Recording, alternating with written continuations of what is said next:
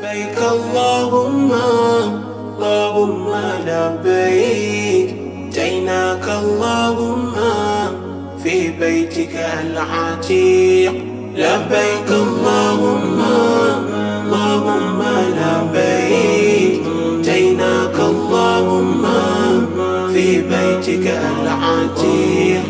Muda umekwisha wasili ndugu ya Islam, kwenda kusafisha suduri fil baiti alharam, fardhu mara moja fi umri. Assalamu alaikum warahmatullahi wabarakatuh. Alhamdulillah wassalatu wassalamu ala rasulillah Muhammadin sallallahu alaihi wa alihi wasallam. Wa baad, ndugu zangu, mimi ndugu yenu Abu Hafsa Harun ibn Jumaani wa Kapama Afaburi Tanzania, tukiwa katika jiji hili tukufu la Makkatul Mukarrama, katika hoteli ya Burj Fuad, maeneo ya Ajyad, pembezoni na ikulu ndogo ya Makka, na kundi la Peace Travel ambao tuna takriban ya idadi ya mahujaji 56 tulioingia hapa kuja kutekeleza ibada ya hija, tukiambatana na Watanzania wenzetu na Waislamu kutoka sehemu mbalimbali. Tunamshukuru Allah mtukufu, mpaka sasa hivi tuko salama na hatujapokea taarifa ya mashaka makubwa kwa mahujaji wetu wote, zaidi ya kuwa maradhi hapa na pale tu. Haya ni kawaida, na hali ya hewa ya mji wa Makkatul Mukarrama ni joto, na hivyo tunawasisitiza sana mahujaji kuhakikisha wanakunywa maji kwa wingi sana, kwa sababu joto la hapa ni joto ambalo halimtoi mtu jasho, lakini linamkausha maji mtu ndani kwa ndani. Kwa hivyo kila mtu hakikisha anakunywa maji ya kutosha ili kuweza kulinda na kuhifadhi afya yake vizuri. Lakini pia tunawasisitiza wazee wetu wenye umri zaidi ya miaka 65 kuwa na matumizi ya kifaa hiki ambacho tunaita barakoa au maski kwa lugha ya Kiingereza, au kamama kwa lugha ya Kiarabu, kwa lengo la kuhifadhi afya kwa wazee wenye umri huo. Na yote haya tunayafanya, lengo ni kuhakikisha kila mmoja anabakia kuwa ni salama, na hakuna usalama ulio mzuri kama Muislamu kuwa ni msikivu kwa viongozi wake na kutekeleza yale yote ambayo anapewa katika miongozo katika ibada yake. Tunamshukuru Allah Karim. Alhamdulillah, nchi ya Saudi Arabia kupitia Wizara ya Hija na Umra, jambo hili imeliratibu katika namna iliyo nzuri sana. Mwaka huu tunaona kwamba mambo yanakwenda vizuri mpaka sasa hivi, na hata baada tu ya mimi kumaliza kuongea hapa, nitaelekea katika maeneo ya Mina kwa ajili ya kwenda kusimamia zoezi la kugaiwa mahema ya taasisi zote, ili kila mmoja ajue atakaa wapi. Na utaona nimetoa kofia kichwani kwangu, nilikuwa na kofia kepo kwa sababu jua ni kali sana, kwa hivyo hii inasaidia kujilinda na jua. Lakini baada ya hapo narudisha balaghashia kichwani. Ndugu zangu, tunamshukuru Allah Karim kwa kweli. Ibada ya hija ni ibada ambayo ina misukosuko na tabu za hapa na pale, na kwa sababu Mtume sallallahu alaihi wa alihi wasallam anasema, man hajja falam yarfuth walam yafsuq raja'a ka yawmi waladatuhu ummu. Kadhalika katika hadithi anasema, wal hajjul mabrur laysa lahu jazaa'un illa aljanna, kwamba hija iliyotakata haina malipo isipokuwa ni pepo. Ama mtu ambaye atatekeleza ibada ya hija asifanye machafu, asifanye maovu, asijiingize katika mijadala inayoweza kumpelekea kugombana na wenzake, mtu huyu kurejea nchini kwake kama vile siku ya kwanza amezaliwa katika tumbo la mama yake. Sasa ibada ambayo inamtakasa mtu na madhambi, ibada inayomweka mwanadamu peponi, ibada hii haiwezi kumfikisha mwanadamu huyu katika daraja hilo, lazima apite kwenye mitihani ya hapa na pale, na ni juu ya mahujaji kuwa na subira, kuvumilia, kustahimilia. Na kwa kweli hii ni ibada ambayo ukija ukawa na akili kwamba mimi ni kiongozi au mimi ni tajiri au mimi nina pesa niko hivi, utapotea. Ibada hii njoo jijue kuwa wewe ni mja uliye dhaifu mbele yake Allah tabaraka wa taala, umekuja kutafuta utakaso wake mtukufu, basi ishi katika maisha hayo na utaweza kufanikiwa. Lakini pia ndugu zetu ambao wako nje ya Makka, nchini kwetu Tanzania na kwingineko, ni dua kwa wingi, lakini pia ishini pamoja nasi kuhakikisha kwamba tunakwenda sambamba na matukio ambayo wanayafanya wenzenu haya siku baada ya siku. Siku ya Jumatano kwa maana ya kesho kutwa ndio tarehe 8 ambayo mahujaji wataanza kukusanyika katika maeneo ya Mina, na siku ya tarehe 9 ambayo ni Alhamisi itakuwa ni kisimamo cha Arafa. Kwa wasiokuwa katika maeneo ya hija, wao wanashiriki katika suala hili na funga ya siku ya Arafa ambayo Mtume sallallahu alaihi wa alihi wasallam anasema wa sawmi yaumi Arafa, na funga ya siku ya Arafa tukaffiru sanata almadhiya walbaqiya, inamfutisha mtu madhambi yake ya mwaka uliopita na mwaka ujao. Tunamwomba Allah tabaraka wa taala azikubali ibada hija zote za mahujaji hawa, lakini pia azikubali funga za wote ambao wataweza kufunga katika siku ya Arafa, na iwe ni sababu kwa mahujaji na wafungaji wote kusamehewa makosa yao mbalimbali na Allah mtukufu na kuwekwa katika jannatu al-firdausi. Tunamwomba Allah Karim atufanyie wepesi, atupambe na subira, ustahimilivu, maelewano, upendo, kuwa kitu kimoja katika muda wote wa kuitekeleza ibada hii kwa mahujaji wote, tukiishi hali ya kuwa tukiwa ndugu, kwa sababu sote ni Waislamu.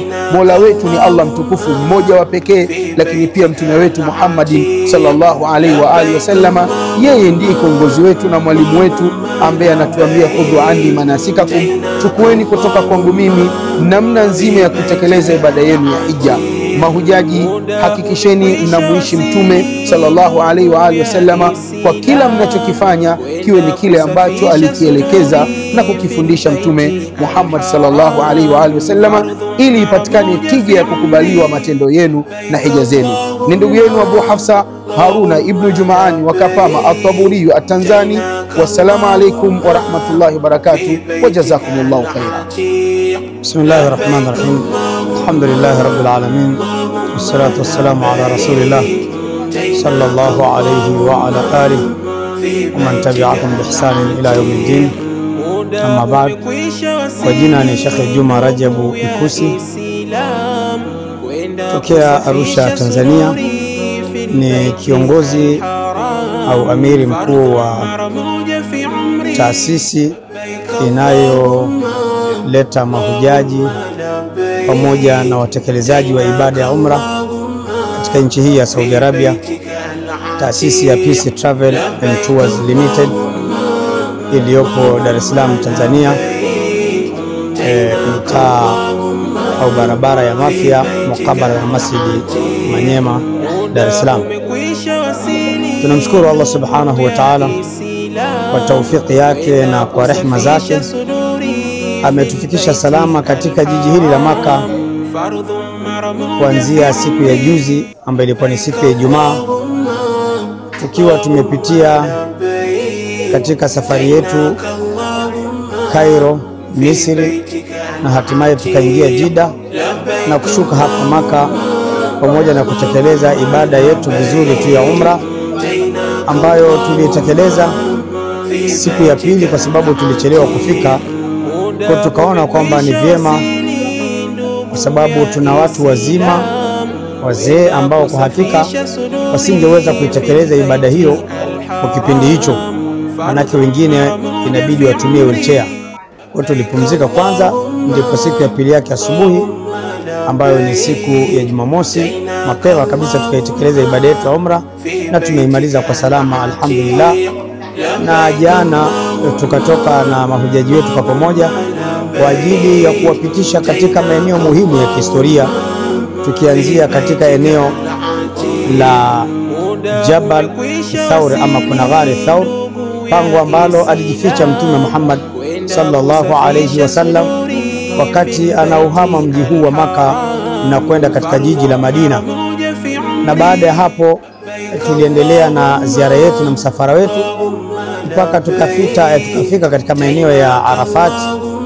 Tukaonyesha mahujaji kadhalika maeneo ya Arafat, mahali ambapo mahujaji wanatakiwa kuwepo hapo katika siku ya 9 ndani ya mwezi huu wa Dhulhajj. Hatimaye kwa sababu barabara nyingi zimefungwa kwa kuwa viongozi wa wizara na viongozi wengine wamo katika utaratibu wa maandalizi ya kuyaweka vizuri maeneo haya, kwa hivyo hatukuweza kuingia katika barabara kuu zote zile za Arafat, lakini tulipita kwa maeneo mbali na kuweza kuonyesha mahujaji mahali ambapo Mtume sallallahu alaihi wasallam aliweka mahema yake, na ndipo mahali ulipojengwa msikiti wa Masjid an-Namira hivi sasa, na ndipo mahali ambapo shekhe na khatibu anayeteuliwa na wizara ya da'wa na irshad na mwongozo hapa Saudi Arabia atasalisha pale pamoja na kutoa hutuba katika siku ya Arafa. Hatimaye tukapita katika maeneo ya Muzdalifa, mahali ambapo mahujaji watalala baada ya kumaliza ibada yao siku ya Arafa, na baada ya kuchoea kwa jua siku ya Arafa ambayo ni siku ya 9 katika masiku ya ibada hii ya haji.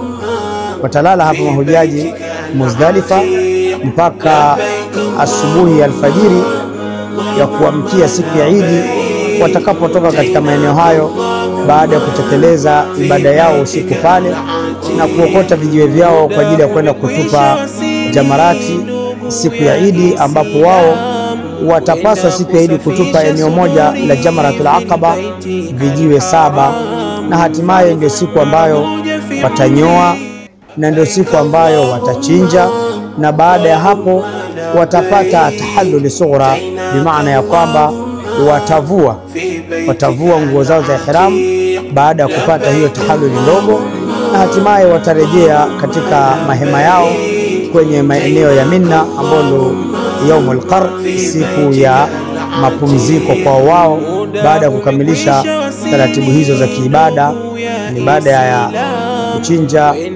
ibada ya kunyoa, ibada ya kutupa vijiwe. Pamoja na kwamba kuna uwezekano mkubwa siku hiyo pia mahujaji kwenda kutekeleza tawafu ifadha pamoja na sa'i, lakini kwa sababu ya uchovu na umbali huwa tunapenda tuwapumzishe mahujaji kwa sababu muda wao bado ni mrefu, kwani tawafu ifadha pamoja na sa'i inawezekana tu kutekelezwa ndani ya masiku haya ya mwezi wa Dhulhajj, yani mfungo 3 katika lugha nyingine ya Kiswahili. Na hatimaye baada ya hapo mahujaji watabakia katika maeneo yao ya Mina mpaka siku ya pili ambayo ni Idi Mosi. Baada ya jua kupenduka, watachukua tena vijiwe vyao 21, wataenda kutupa katika Jamaratul Sughra vijiwe 7, na Jamaratul Wusta vijiwe 7, na Jamaratul Aqaba kadhalika vijiwe 7, na ili hali ya kuwa katika kila jamara baada ya kutupa vijiwe vyao wanaelekea kibla na kumwomba Allah subhanahu wa ta'ala istighfar na dua mbalimbali kwa ajili ya kuwafikishwa na kutekeleza ibada yao ya haji. Hilo watalifanya katika Jamaratul Sughra na Jamaratul Wusta. Ama Jamaratul Aqaba hawatakuwa na dua siku hiyo kwa sababu tayari walikwisha iomba dua hiyo katika siku ya Eid. Hatimaye mahujaji watarejea tena katika mahema mpaka siku ya pili yake, ambapo jua likishapenduka pia baada zawal wataenda kuyatenda matendo yale yale ya kurembea vijiwe kama walivyofanya siku ya jana yake.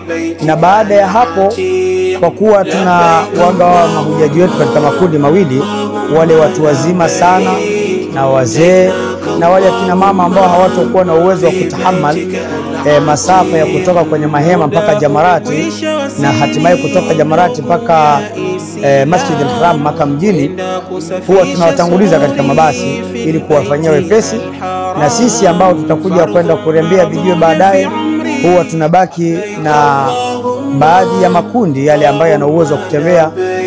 Tunarembea vijiwe vyetu baada ya salati al-asri, na baada ya kumaliza tunatembea kwa mguu kidogo kidogo na kuhakikisha kwamba tunatoka nje ya mipaka ya Mina kabla ya jua kuchoea, kwa sababu kisheria jua likichoea na ile hali ya kuwa umo ndani ya mipaka ya Mina na ile hali ya kuwa pia bado una utaratibu, una malengo ya kurudi Maka, sheria haitokuruhusu kurudi Maka kwa sababu jua limechoea na ile hali ya kuwa bado uko Mina, utabakia kule kule mpaka siku ya pili.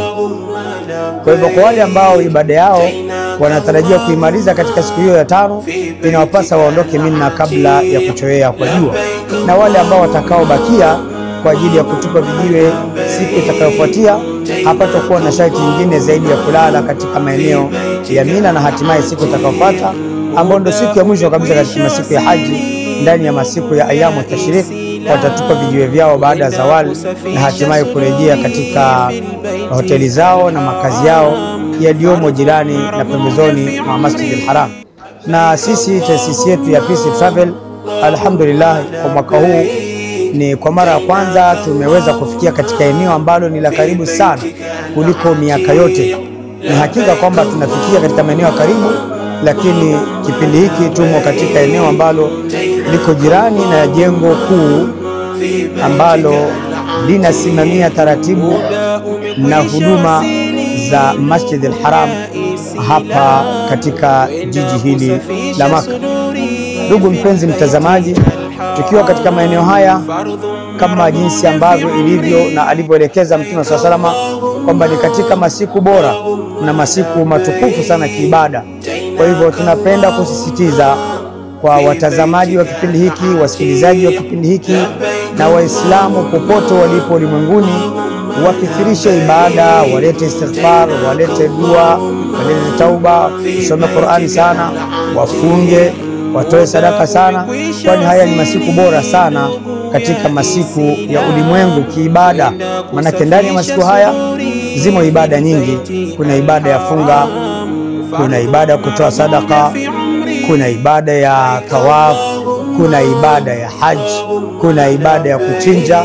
Zote ibada hizi zimejikusanya katika masiku bora haya ya mwanzo katika mwezi huu wa Dhulhajj, masiku matukufu ya kurejea kwa Allah subhanahu wa ta'ala kiibada. Na bila shaka inafahamika kwamba ibada hii ni ibada ambayo haihitaji mijadala, ni ibada ambayo haihitaji kuhasimiana, ni ibada ambayo inamhitaji kila mtekelezaji awe na utulivu, atulie, awe na subra, awe na rahma ya kuwahurumia ndugu zake, apate kuongoza ndugu zake na kuwasaidia katika taratibu mbalimbali ambazo zitapelekea kuwafanyia wepesi na kuwarahisishia wao katika ibada yao hii ya haji. Kwa hivyo tunamwomba Allah subhanahu wa ta'ala mwingi wa rahma na mtukufu aweze kutufanyia wepesi na sahali ili tuweze kukamilisha ibada hii ya haji. Na tunashukuru hali ya hewa sio mbaya sana, ni nyuzi joto 49 41 mpaka sasa, na sana sana mpaka siku ya Eid haitozidi 42 kama jinsi tulivyotazama katika vyombo vya habari. Tunamwomba Allah subhanahu wa ta'ala atuwafikishe Waislamu wote kwa ujumla wa Tanzania na Waislamu wote kwa ujumla katika ulimwengu mzima waweze kutekeleza ibada yao kwa uzuri. Allah ndio mwingi wa rahma na ndio mwingi wa taufiki, aweze kutufanyia wepesi katika ibada hii na katika taratibu zote za haji. Na mpaka hivi sasa hatujasikia wala kuona jambo lolote ambalo ni baya, aidha la maafa au maradhi katika maeneo haya ndani ya jiji hili la Maka. Na hata kwa wale ambao wanatoka katika maeneo matukufu ya mji wa Madina, alhamdulillah wamefika salama. Tunamshukuru Allah subhanahu wa ta'ala kwa hilo. Bismillahir Rahmanir Rahim. Alhamdulillahi Rabbil Alamin. Wassalatu wassalamu ala ashrafil anbiya'i wal mursalin wa ala alihi wa sahbihi wa man sara ala nahjihi ila yawmiddin wa ba'd. Rabbi shrah li sadri wa yassir li amri wahlul 'uqdatan min lisani yafqahu qawli. Mpenzi mtazamaji wa Africa TV2, nikiwa hapa Mamlakatul Arabiyyah Saudia katika haramu ya Makki, ni mshukuru Allah subhanahu wa ta'ala na kumtakia rahma za ziada Mtume Muhammad na wote waliomfuata kwa wema hadi siku ya Kiyama. Kwanza ni waarifu kwamba tumesafiri alfajiri ya siku ya Ijumaa kutokea airport ya Julius Kambarage Nyerere na kufanya transit katika Cairo, Misri. Walillahi alhamdu, tumetoka Cairo tumekuja Jeddah na hatimaye tukafika katika mji wa Maka kwa kutumia basi baada ya kutoka Jeddah na basi. Walillahi alhamdu, taasisi ambayo tumesafiri nayo ni Peace Travel na wengine walikuwepo Al-Husna, ndege moja tumesafiri kutoka Dar es Salaam mpaka hadi hapa Maka. Walillahi alhamdu, mahujaji wote waliosafiri nasi wamesafiri salama na wamefika salama, na mpaka sasa wametekeleza ibada ya umra ambako walikuja kuitekeleza asubuhi ya siku ya Jumamosi kwa wepesi na kwa urahisi na kwa ulaini. Kila mmoja kwa afya njema kabisa wameweza kukamilisha umra yao, kwani wote takriban wamenuia haji ya tamattu ambayo ni haji ya kupumzika, anafanya umra mtu, alafu kisha anapumzika, anasubiria tarehe 8 mwezi 8, na kisha kuhirimia tena kwa ajili ya ibada ya haji na kuelekea katika viwanja vya Mina.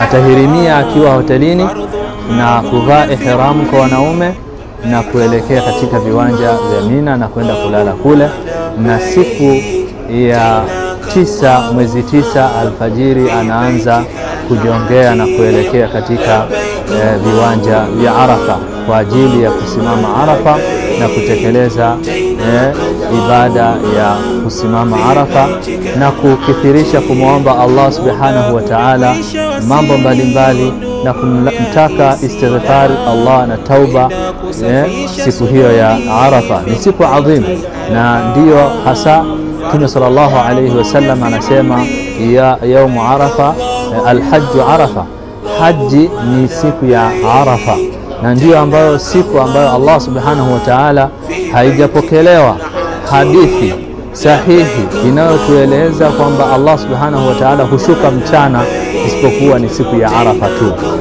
Hii siku ni siku adhimu ambayo Allah subhanahu wa ta'ala hujifakhiri kwa malaika wake na kuwaambia, enyi malaika, shuhudieni hawa ni waja wangu.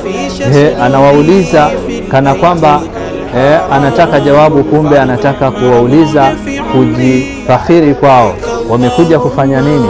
Hawa hawajaje isipokuwa wamekuja kutaka msamaha wangu. Na hakisha anawaambia, shuhudieni na wasamehe wote walioko hapa kwa ajili ya kutekeleza ibada hii ya haji, na hapa wakiwa katika Arafat. Na ni siku ngumu sana kwa shaitani lain, ambaye siku hiyo anashuhudia kwa juhudi ya mwaka mzima na miaka na mikaka, akiwa anawapoteza watu na kuwahadaa watu wa muasi Allah subhanahu wa ta'ala, ili liyakuna min ashabi sa'id, apate kundi la kuingia nao motoni. Lakini kwa mara moja Allah subhanahu wa ta'ala anawasamehe. Ni siku ambayo inakuwa ngumu kwa shaitani na ni siku ambayo inakuwa nzito kwa mashaitani. Na baada ya hapo jua kuzama, wataelekea Muzdalifa na kwenda kulala. Takriban ni kuchukua kiasi cha usiku kwa wale ambao watakuwa na uwezo wa kulala mpaka hadi alfajiri, lakini kuna wale ambao wanaweza wakalala kiasi cha usiku na kisha kuelekea kwenda katika Jamarat, kutupa mawe.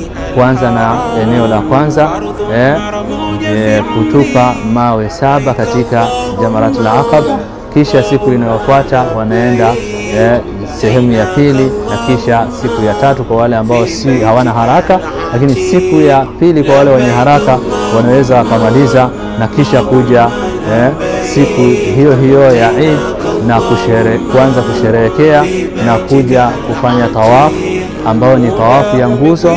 Na kwa kufanya hiyo tawafu ya nguzo anakuwa tayari mtu ameshamaliza kiasi kikubwa cha ibada yake na ameshapata tahallul al-awwal. Tahallul al-awwal amekuwa ameipata, na kwa kufanya hivyo anaweza akaanza kupunguza baadhi ya vitu na kuruhusiwa baadhi ya vitu, ikiwemo kuvaa nguo za kawaida pasipo kuvaa ihramu. Lakini akishamaliza ibada nzima ndipo atakuja kuruhusiwa yeye kuwa na tahallul ya mwisho ambayo ni tahallul ya pili, na kwa kufanya hivyo huyu mtu atakuwa tayari ameshamaliza ibada yake ya hija. Ndugu mtazamaji, na la muhimu sana ninalotaka kukuambia ni kwamba kwanza ni kuambia kwamba haya masiku tulionayo leo tarehe 6, kesho tarehe 7, kesho kutwa tarehe 8 ni masiku adhim, ni masiku ambayo matendo mema al-amalu salih khairun wa ahabbu ila Allah min hadhihi al-ashr. Amali njema ni bora na ni yenye kupendeza zaidi kwa Allah subhanahu wa ta'ala katika haya masiku. Na walishangaa maswahaba wakamuuliza Mtume sallallahu alaihi wasallam, wala al-jihad fi sabilillah? Mtume sallallahu alaihi wasallam akamwambia, wala al-jihad fi sabilillah illa rajulun kharaja bimalihi wa nafsihi wa lam yarji min dhalika bishay, isipokuwa yule mtu ambaye ametoka kwenda jihadi yeye pamoja na mali yake na akawa hajarejea na chochote, isipokuwa akawa ni mwenye kuteketeza kila kitu. Kwa kupoteza kila kitu, kwa huyu mujahid ndiye ambaye anaweza akazidi ujira wa amali ya mtu aliyofanya ndani ya haya masiku. Lakini akirejea akiwa mzima, akarejea na mali, hapo bado hajaweza kumpiku na kumzidi mtu aliyofanya matendo mema ndani ya haya masiku. Sasa wewe ulioko kwenye mji wako haujatunukiwa kuja haji, basi fahamu kwamba bado uko ndani ya nafasi nzuri. Una nafasi nzuri ya wewe kumcha Allah subhanahu wa ta'ala na kupata ujira mkubwa kiasi ambacho hata kama haujaenda haji bado wewe hujapoteza chochote, na bado unaweza ukawa katika kheri iliyokuwa kubwa. Ni kuongezea, Mtume sallallahu alayhi wasallam anasema mwenye kuswali salatul fajr jamaatan, alfajiri ukaswali jamaa, kisha bakia fi musalla, ukabaki katika musalla wako, ukawa ni mwenye kumtaja Allah subhanahu wa ta'ala mpaka jua likachomoza, wewe ukawa ni mwenye kuswali rakaa mbili, wanaita watu wengi salatu al-ishraq, lakini salatu zuha, ukaswali rakaa mbili baada irtifai shamsi qadra rumh, kiasi cha kupanda jua, kiasi cha urefu wa mkuki mmoja. Mtume sallallahu alaihi wasallam anasema mtu huyu ana ujira wa haji tamatin. Una ujira wa haji na umra iliyotimia, kwa maana iliyokamili malipo yake na yenye thawabu nyingi, na wewe utakuwa uko nyumbani kwako lakini umepata hii kheri. Nacho kuhusia ndugu mtazamaji ni kwamba wote walio haji na walioko majumbani wote wako katika kheri, isipokuwa hao walioko katika haji. Mtume sallallahu alaihi wasallama anasema man hajja, mwenye kuhiji, lam yarfuth wa lam yafsuq, akawa ndani ya hija yake hajafanya upuzi, hajafanya laghwi wala hajafanya ufusqa, rajaa ka yaumi waladatuhu ummu, anarejea nyumbani kwake kwa wazazi wake kwenye mji wake akiwa hana dhambi wala hana doa wala hana maasi wala hana tone la makosa aliloandikiwa na Allah subhanahu wa ta'ala, akiwa ni msafi. Kayaumi waladatuhu ummu, ni kama vile ile siku ambaye amezaliwa na mama yake, akiwa hana dhambi ya aina yoyote. Hivyo basi hapa ndipo nakuta ni tofauti kati ya huyo alienda hija na yule ambayo hajaenda haji. Na hapa nataka nikudokezee ndugu yangu ambayo wewe kila mwaka unasita kwenda haji, ni hasara iliyoje. Na Allah subhanahu wa ta'ala anatuambia wasari'u ila maghfirati min rabbikum wa janna, fanyeni haraka kutafuta msamaha wa Allah na kuitafuta pepo ya Allah subhanahu wa ta'ala. Hii haraka iko wapi? Ni pale unapokuwa umepata uwezo wa kuja haji, ukawa na taswifi, ngoja mwaka ujao nitakapofanya hili na lile nitakuja. Hapana, wasari'u ila maghfirati min rabbikum wa janna, fanyeni haraka kutafuta msamaha wa Allah na pepo yake. Haujui kesho, mwaka kesho kama utafika, haujui mwaka unaokuja kama hiyo mali uliyoruzukiwa kama itatoshea tena. Sasa kinachokupasa ni kwamba wewe unatakiwa kufanya haraka. Lakini kuna wengine wanasema kwamba ibada ya haji ni ngumu, ni nzito, na watu wanaenda, wengine wanakufa, hizi ni bla bla. Na nikwambie kwamba haji aliyohiji Mtume sallallahu alaihi wasallama, lao ingelikuwa ni yetu sisi asingehiji mtu hata mmoja. Hata pia haji waliohiji maswahaba, lao ingelikuwa ni kwetu sisi asingehiji mtu hata mmoja. Na haji waliohiji salafu salih kuanzia aimmatul arba'a wa ma ba'dahum, na wale waliofuatia baada yao, lao wangelihiji ingelikuwa ni sawa na yetu sisi, isingelikuwa hivyo. Kwa nini? Ni vile haji ya Mtume sallallahu alaihi wasallam anatoka Madina na mnyama akijongea kidogo kidogo mpaka hadi anafika Maka. Jua lote linampata, machovu yote ya safari yanampata, na kila aina ya adha ndani ya safari yake. Lakini sio hivyo tu, mazingira atakayofikia ni mazingira ambayo hayajaandaliwa kwa aina yoyote. sio ya haram, wala sio ya maeneo ya Mina, wala sio ya maeneo ya Arafat, wala sio ya maeneo ya Muzdalifa, wala sio maeneo ya tawafu, wala si maeneo ya aina yoyote. Hapakuwa na maandalizi yaliyoko leo hii. Mtume sallallahu alaihi wasallam na maswahaba zake na tabiina hawaja hija ambayo sisi tunaihiji leo hii. Leo hii unatoka katika mji wako kwa gari, kwa ndege, kwa treni, kwa meli na hata kwa chochote katika vyombo vya moto. Wale wanaosafiri kwa ndege na ndio walio wengi, wepesi wanaopata katika safari yao ni mkubwa, kiasi kikubwa kwa 99% ukitoa moja aliyosafiri nayo Mtume sallallahu alaihi wasallam. Wako kwenye ndege wanapata kiyoyozi, wako kwenye ndege wamekalia viti vya kuegemea, wako kwenye ndege wanapata vinywaji, wako kwenye ndege wanapata sehemu za kukidhi haja, wanapata kujisafisha, wanapata kujitoharisha, kila aina ya starehe wanaipata. Hata kama safari ikawa ni ya mbali, lakini bado kunazo transit. Unaenda unapumzika dakika kadhaa, kisha unaanza safari tena. Unafikia hotelini, unapata room ya kulala, kuna IC, air condition, kuna feni, kuna chakula, kuna vinywaji, kuna sehemu za kukoga, kuna sehemu za kujipumzisha. Na bali na hivyo kuna maeneo unapata msikiti wa Mtume sallallahu alaihi wasallam na msikiti wa Maka haukuwa kama ulivyo sasa hivi. Kuna air condition kila kona, hata kwenye mapafu kuna air condition, hata sehemu za kutufu kuna mafeni ambayo yanarusha na kupulizia upepo wa maji ili watu wasipate joto.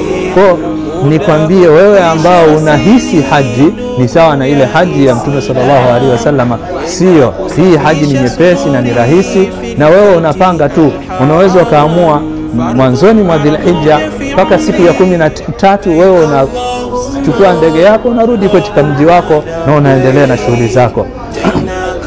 Ama kama unataka uendelee na kufanya ziarati katika maeneo ya makumbusho ili upate kupata mazingatio na kujifunza mambo mbalimbali, unaweza kaendelea masiku kadhaa na ukafanya hivyo. Lakini unaweza kaishia Maka, kama ambavyo japo kuwa ni sunna uende Madina umsalimie Mtume sallallahu alaihi wasallam, ufanye dua katika Riyadh, kwani Mtume sallallahu alaihi wasallam anasema baina minbari wa baiti Aisha rawdun min riyadil janna. Sio hivyo tu, kunayo maji ya Zamzam mtakiana unywe na vinginevyo ambavyo Mtume sallallahu alaihi wasallam ametuhusia watu wakienda katika Masjidi Quba. Mwenye kuswali Masjidi Quba rakaa 2 analipwa umra iliyotimia. Kwa hiyo hizi ni katika fadhila, lakini unaweza ukafanya ibada yako ukaishia Maka na ukarudi. Hii ni kuonyesha kwamba ibada ya hija ni nyepesi na ibada ya umra pia ni nyepesi. Ndugu yangu mtazamaji, usisite wala usichelewe kuja kufanya ibada ya haji. Wale ambao wanakuwa yanatokea ni kadari za Allah subhanahu wa ta'ala, na hutokea kwa watu kukhalifu taratibu zilizowekwa na zilizopangwa na serikali ya nchi ya Saudia, kwani ni nchi ambayo imejiandaa na imejipanga kwa namna zote, kuanzia kupokelewa airport. Kwa sasa kumekuwa na mazingira ya kupokelewa na serikali mpaka hadi unafika hotelini kwako na unapewa kibali kama hichi ambacho kinakuruhusu wewe kuingia katika msikiti wa Maka na kufanya shughuli zote kwa nidhamu na kwa taratibu zilizopangwa. Watu wanakuwa hakuna purukushani za aina yoyote. Kwa hiyo kwa yule anayehofia na kuchelewa kwamba nitaenda ngoja, asingoje, bali ibada ya haji imeshakuwa ni nyepesi, imeshakuwa ni rahisi na imeshakuwa haina zahama au haina uhatarishi kama ilivyokuwa zamani. Nikuhusie ndugu haji ambayo wewe uko hapa kwa ajili ya kutekeleza ibada ya haji. Hii ibada ni katika umri wako, ni fardhi katika umri mara moja. Umebahatika, umetunukiwa kuruzukiwa na Allah subhanahu wa ta'ala. Hii ibada umekuja kuitekeleza kwa kutarajia athari baada ya hapa. Hii athari ya wewe kufutiwa dhambi zako na kurejea nyumbani kwako kama vile ulivyozaliwa iweze kubakia na kuendelea. Fahamu kwamba hii ibada muda wako imefanywa kwa umri mara moja, inazo changamoto nyingi. Miongoni mwa changamoto ni kwamba sheitani atakuandama na atakuzonga ili angalau uweze kukosea na kuteleza, ili ibada hii isitimie. Wewe unachopaswa, na ndio maana Allah subhanahu wa ta'ala ameamrisha katika hii haji usifanye maovu, usifanye maasiya, usifanye jidal wala fusuq fil haji. Usifanye jidali wala fusuq fil haji. Jidali hizi za kuzozana kwa ajili ya kushambuliana na kukosoana na kutoana aibu na kasoro na kuerishana, hizi ni jidali ambazo si za kheri na wala hazina nafasi katika kipindi hiki cha haji. Ama kuelimishana, mtu hafahamu kitu akawa alikuwa na maalumati nyingine akawa sio sahihi, ukamwambia dalili hii ni dhaifu kwa kadha wa kadha, iliyo sahihi ni hii kwa njia kadha wa kadha, hii haina ishkali. Lakini kule kuzodoana kama watu wanavyozodoana na kutoana maana na kuingizana katika kufuru na dalal na hizbiyati ambao watu wanatajana vitu kama hivyo, hizi ni jidali ambazo hazina kheri na zitakuharibia ibada yako. Mbali na hivyo, hata haya aina ya usengenyaji ambao unapatikana kwa kukusudia au mtu bila ya kukusudia, kuanzisha story mkaanza kusemana fulani na fulani yuko hivi, kwa sababu ima ni watu wa magrupu ya haji au ni watu wa magrupu ya biashara au ni watu wa magrupu ya siasa au ni watu wa magrupu ya da'wa. Kila mmoja anatakana awe na tahadhari katika staili yake ya grupu yake. Kama wewe ni dai, unatakana usimle nyama ndugu yako dai mwenzako kwa kisingizio eti nasaha au mnazungumza katika stori zenu. Kama wewe ni katika viongozi wa bi'sa ambazo mnafanya hizi kazi za kuwaleta mahujaji na kuwarejesha, pia usimle nyama ndugu yako kwa kisingizio kwamba amekosea kadha wa kadha. Kama wewe ni katika watu wa siasa umekuja kuhiji, pia na wewe usiingie katika mgumbo, kwa sababu mko katika msimu. Kwa mfano kwa Watanzania wanaelekea katika uchaguzi, macho yao masikio yao yote yapo nchini kwao, pamoja na kwamba wako huku katika mji wa Maka. Pia usimle nyama ndugu yako kwa kumsengenya kwa kisingizio cha siasa. Na yeyote katika wafanyabiashara au mtu wa kawaida pia naye awe na tahadhari na vitu kama hivi, kwa sababu utakapoingia katika huu mlango tayari wewe umeshaingia katika jidali na fusuq, kwa sababu Allah subhanahu wa ta'ala anatukataza katika kusengenya, ijtanibu kathiran min adh-dhanni inna ba'dha adh-dhanni ithmu, jiepusheni na kudhania, hakika baadhi ya dhana ni madhambi. Wala yaghtab ba'dukum ba'dha, wala asimsengenye mmoja kumsengenya mwingine. Ayuhibbu ahadukum an ya'kula lahma akhihi maita, anapenda mmoja wenu kula nyama ya ndugu yake na ile hali amekufa.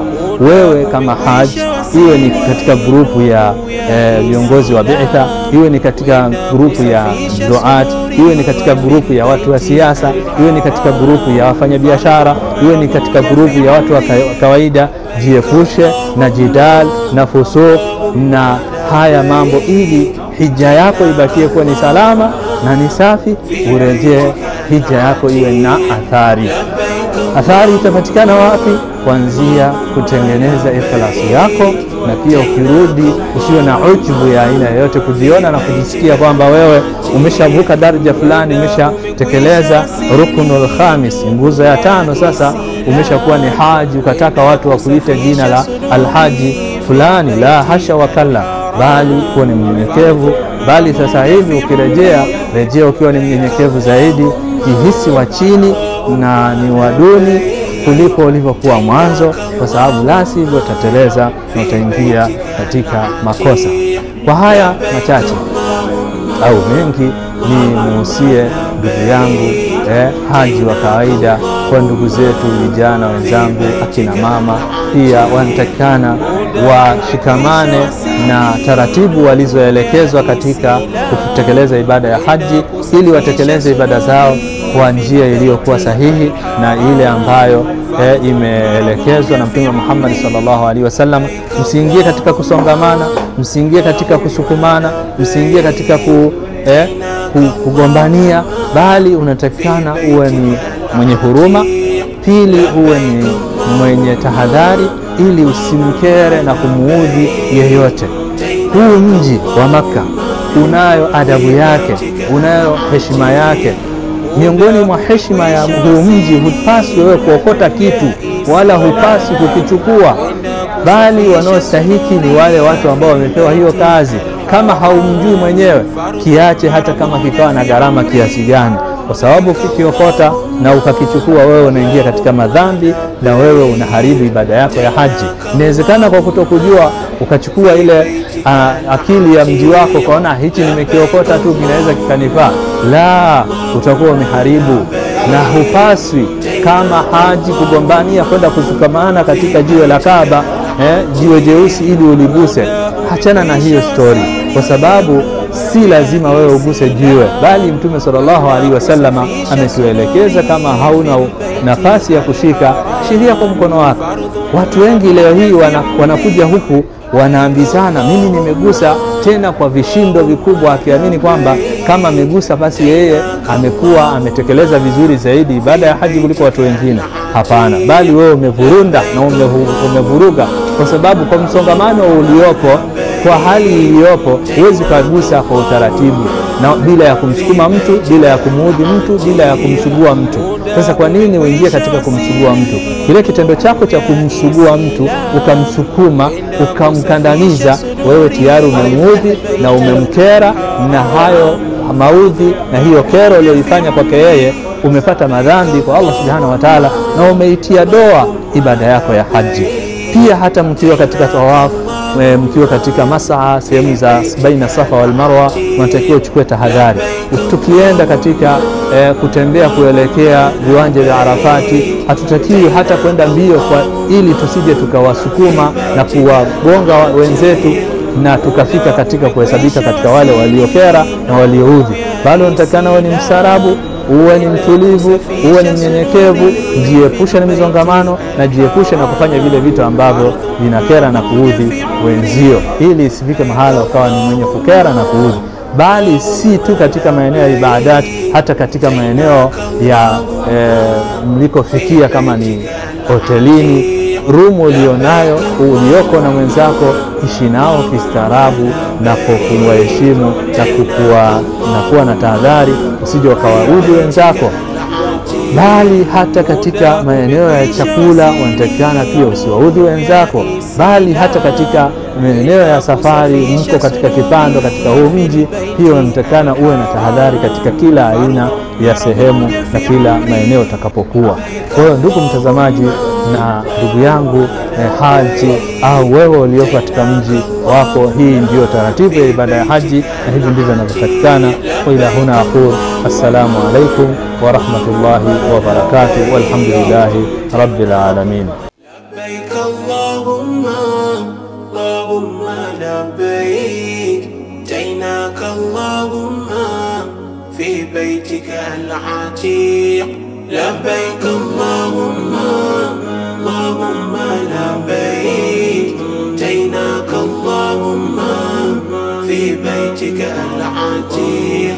Muda umekwisha wasili ndugu ya Islam, kwenda kusafisha suduri fil baiti al haram, fardhu mara moja fi umri.